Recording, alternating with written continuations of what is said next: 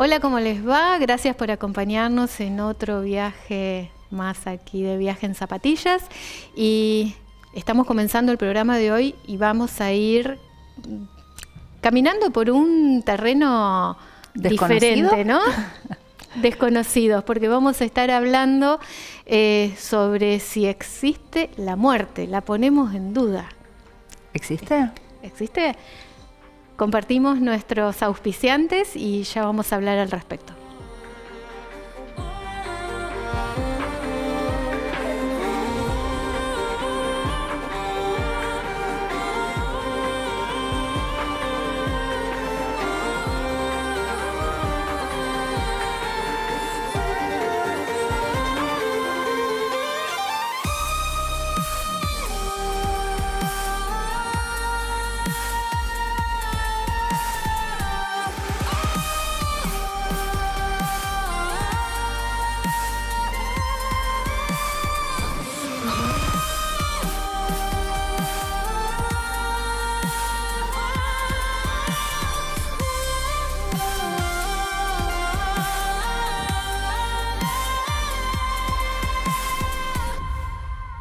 There's an old familiar silence when I'm lost inside my heart.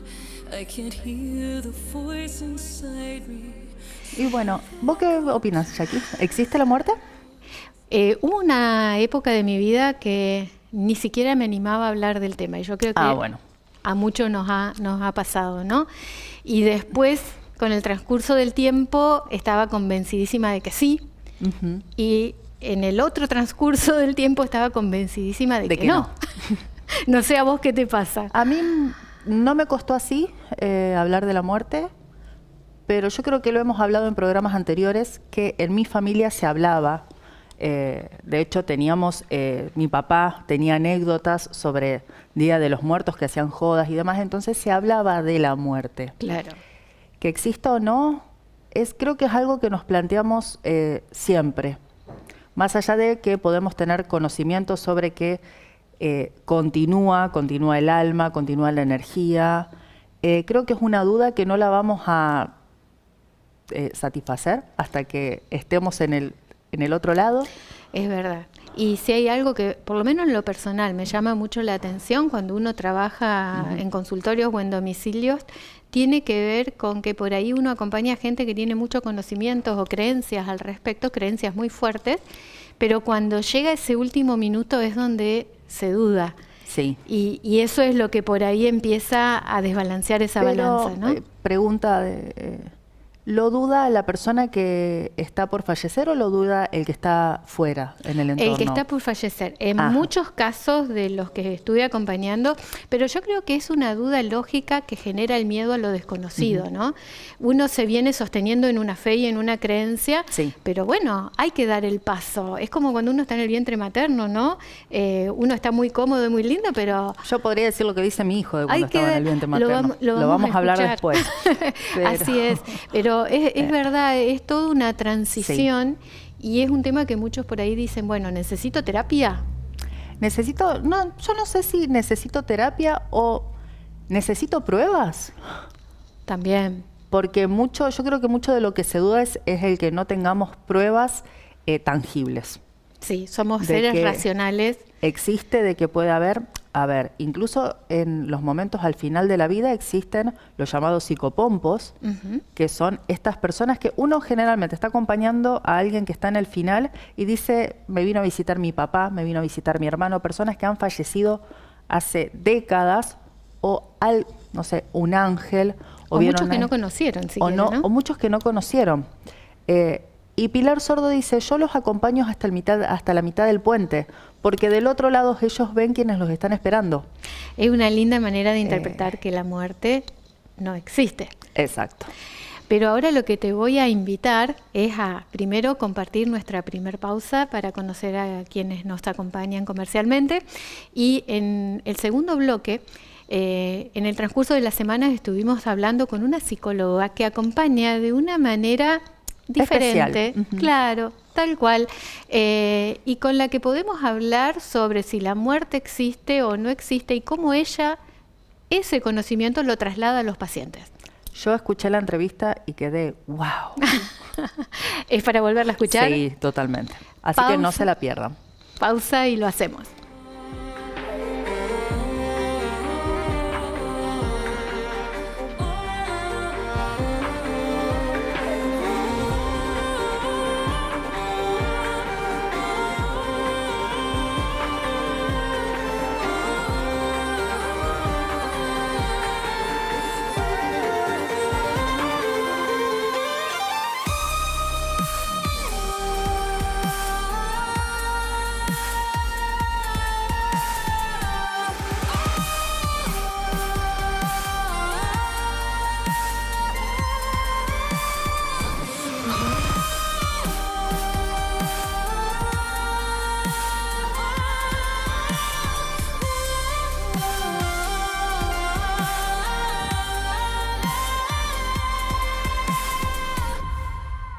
There's an old familiar silence when I'm lost inside my heart.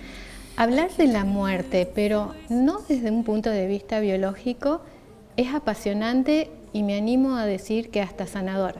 Pero no voy a ser yo quien la diga, sino que vamos a compartir una charla hermosísima junto a Paula Rossi. Ella es psicóloga, tiene una visión muy particular sobre este tema y te damos la bienvenida en primer lugar. Gracias por acompañarnos. Muchísimas gracias, estoy muy contenta de poder estar acá, de traer un poco una mirada quizá diferente de cosas que solemos ver a veces siempre de la misma manera. Y bueno, vamos a ver si ese caminito nos lleva para algún lado nuevo.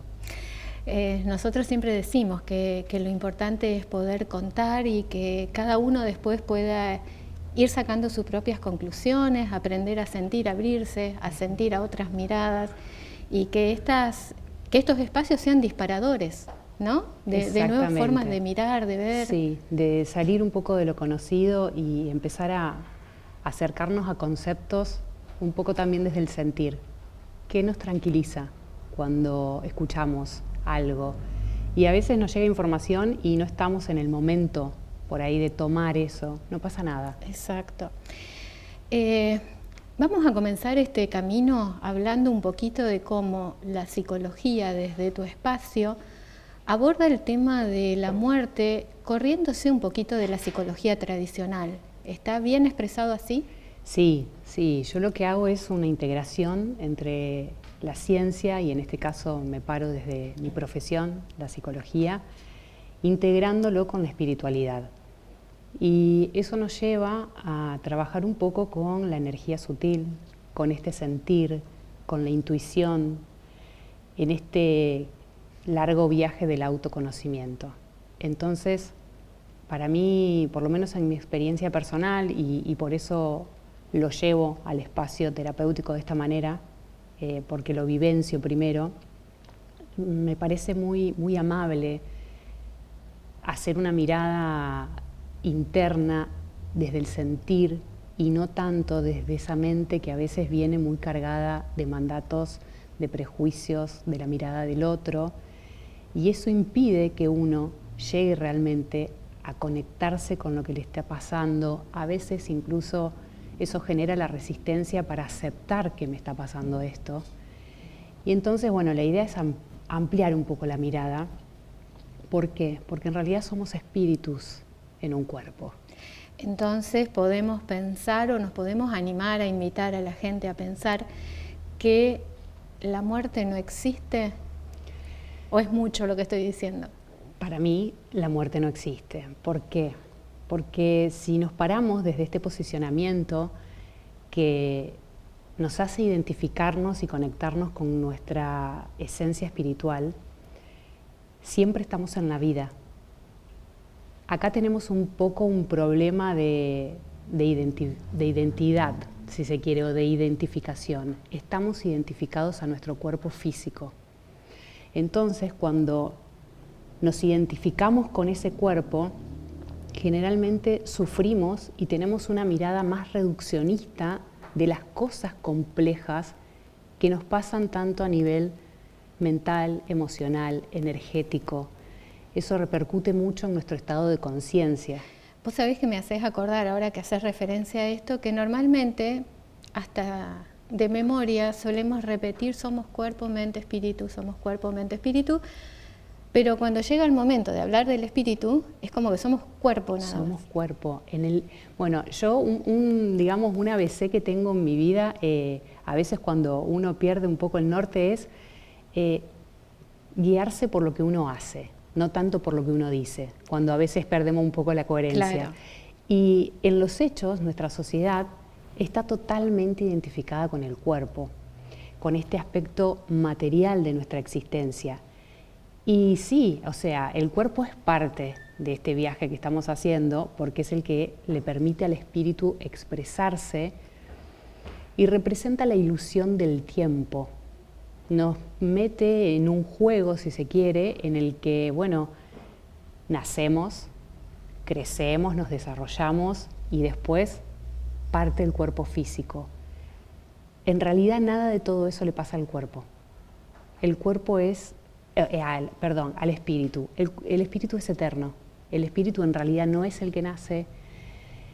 Sí, el alma se va desarrollando y por eso en la parte terapéutica traigo un poco este concepto de alma, que no sería igual al de espíritu, pero acá por una cuestión más pedagógica o simplista lo podemos mencionar igual, porque nos lleva a traer el concepto de nuestra planificación. A veces, si no, vivimos la vida creyendo que nos pasan infortunios de mala suerte y venimos acá con una planificación álmica porque necesitamos o queremos, antes de nacer, hacer determinado aprendizaje. La energía simplemente busca expandirse y no ve esto como bueno o como malo.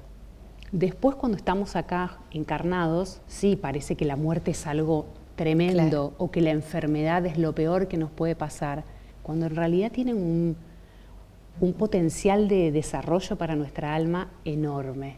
El ego acá, ¿cómo lo ubicamos? Porque me da esa sensación, ¿no? Sí. Tenemos el alma, tenemos Sí. el cuerpo, pero también hay un ego que nos va manejando la vida. El ego es otro instrumento que necesitamos usar y tener a disposición para los objetivos de este aprendizaje que el alma viene a hacer. Cuando creemos que somos el ego, de alguna manera estamos como en esta sintonía de creer que somos el cuerpo. Y nos domina, muchas veces Nos es muy domina difícil. y creemos que somos eso. Entonces yo me quedo pensando que simplemente soy Paula, que soy psicóloga y todo esto, y que cuando, bueno, envejezca me voy a morir y se termina.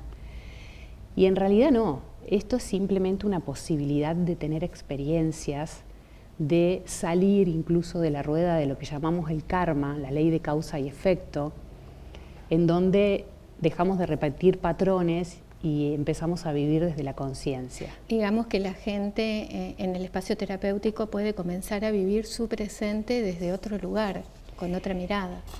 El ABC de este espacio terapéutico, esto lo digo más por experiencia que otra cosa, yo lo que voy haciendo es amoldarme a lo que cada persona plantea y necesita en este momento en el que nos encontramos, que sabemos que ambas partes estamos aprendiendo a la vez.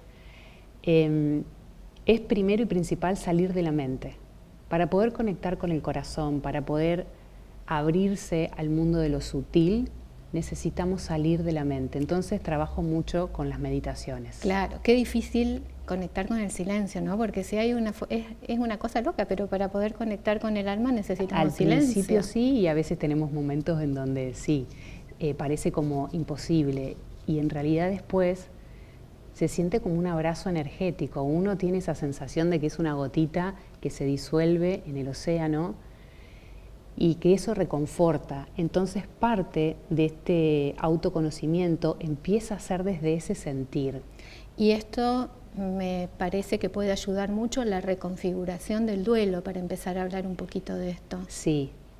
¿Cómo se puede reconfigurar o qué pensamos acá del duelo? El tema del ego, del cuerpo, nos trae ilusiones como, por ejemplo, voy a tocar un tema delicado, espero que salga amable, pero a veces cuando uno tiene que transitar, por ejemplo, el fallecimiento de un niño, de una criatura, de un bebé, Uno como adulto puede vivenciar eso como un dolor insoportable e incomprensible. Ahí la mente quiebra, no nos alcanza para poder procesar el dolor. Y la ilusión que se genera acá es la de la vulnerabilidad, porque tiene un cuerpo chiquito ese bebé, uno pone un montón de contenido mental. Y a veces necesitamos, para poder sanar y trascender estas experiencias, entender que ahí hay un espíritu con un potencial y con una sabiduría que aceptó tener esta experiencia de mutuo acuerdo para que aprendamos juntos.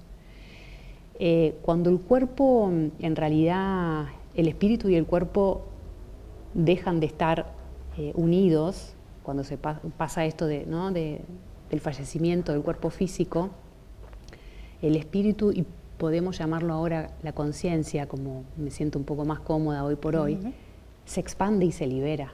Claro. Entonces los de este lado, a veces si estamos apegados con la imagen del cuerpo, uno se queda sufriendo, uno ahí inconscientemente elige sostener ese sufrimiento, no porque lo elija desde la conciencia, ¿no?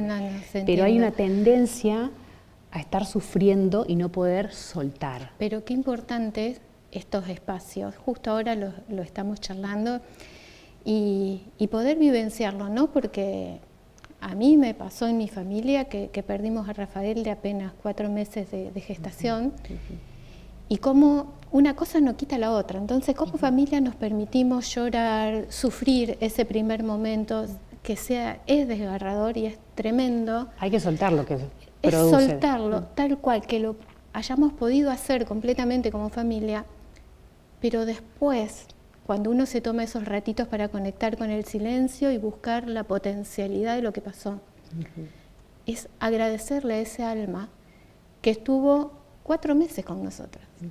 Pero en esos 4 meses fue y es parte de nuestra historia, de nuestra familia. Les enseñó tanto, claro. Tal cual. Entonces eso, sí, es poder permitirse tener esta otra mirada.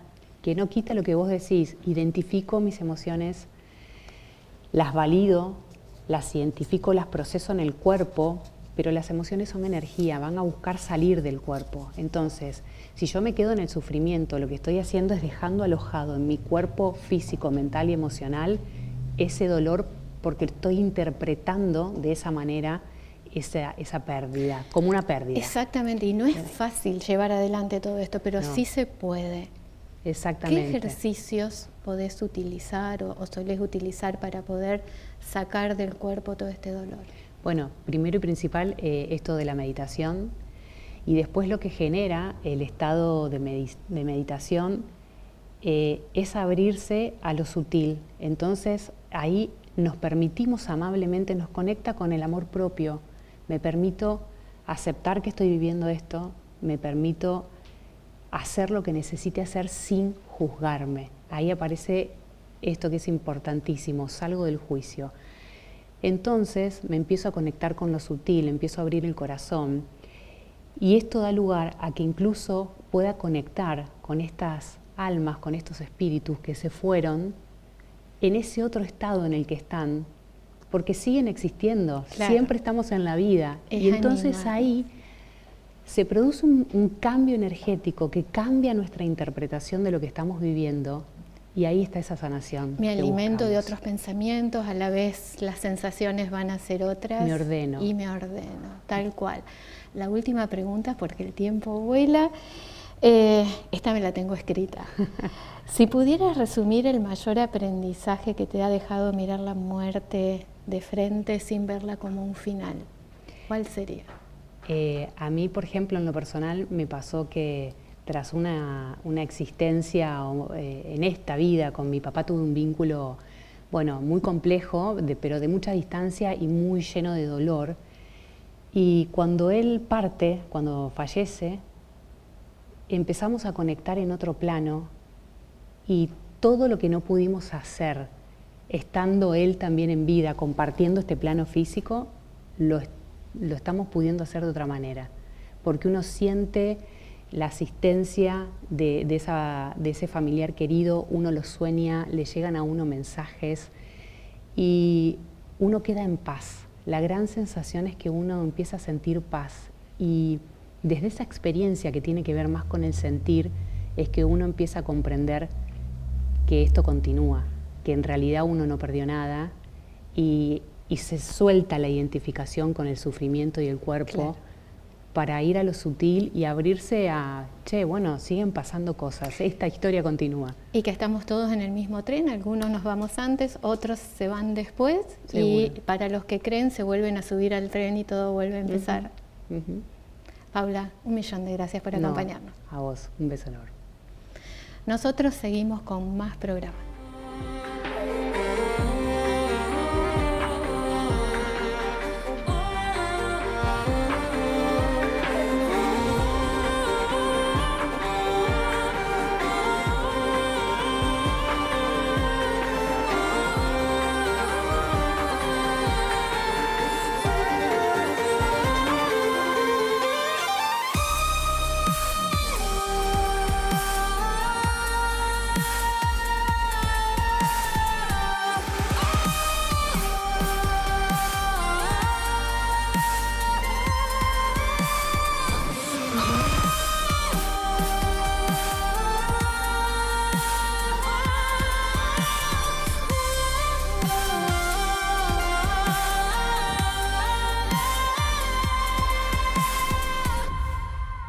There's an old familiar silence when I'm lost inside my heart.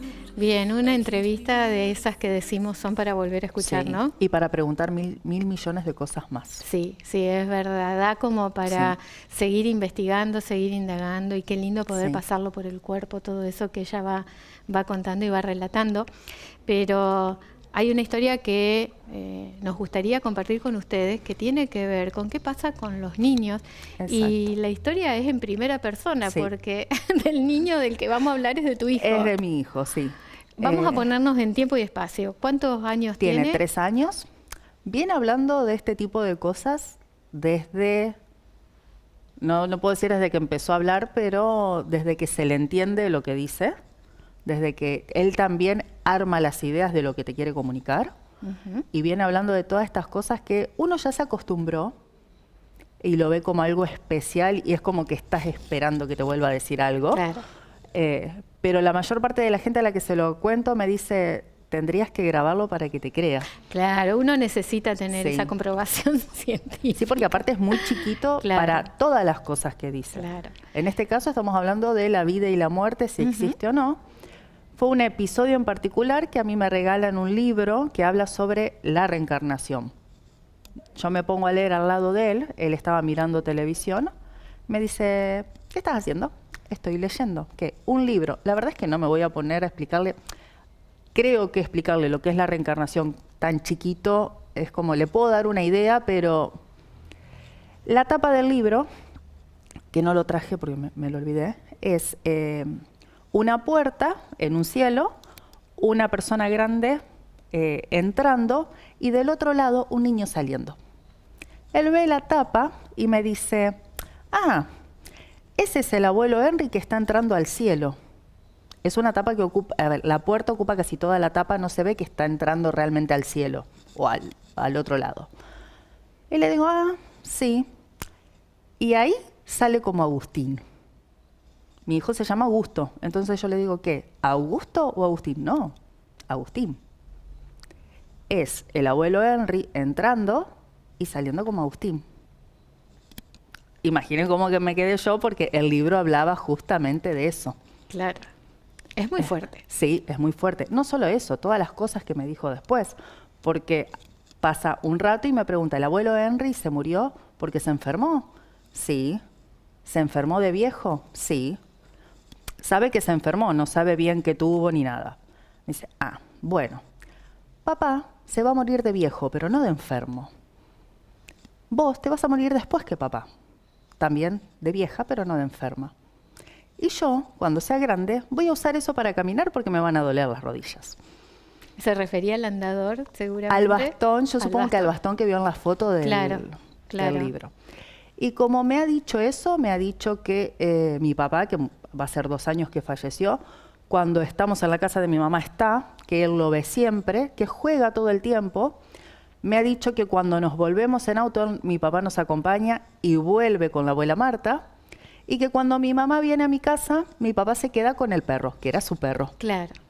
Este es otro tema también para seguir hablando y buscando más testimonios, porque hay muchísimos al respecto, y tienen que ver con esa facilidad que tienen los niños de poder comunicar y de conectar con esta energía o con esta transformación de la energía que deja de ser humana para estar en ese mundo energético, valga la redundancia, ¿no? Exacto. Y que por ahí nos impresiona, los que estamos en este tema, estamos más acostumbrados. Sí, más acostumbrados, y aparte, una vez que, las primeras veces sí quedas como de dónde lo sacó. Claro. Bueno, como te decía antes, el tema de la panza.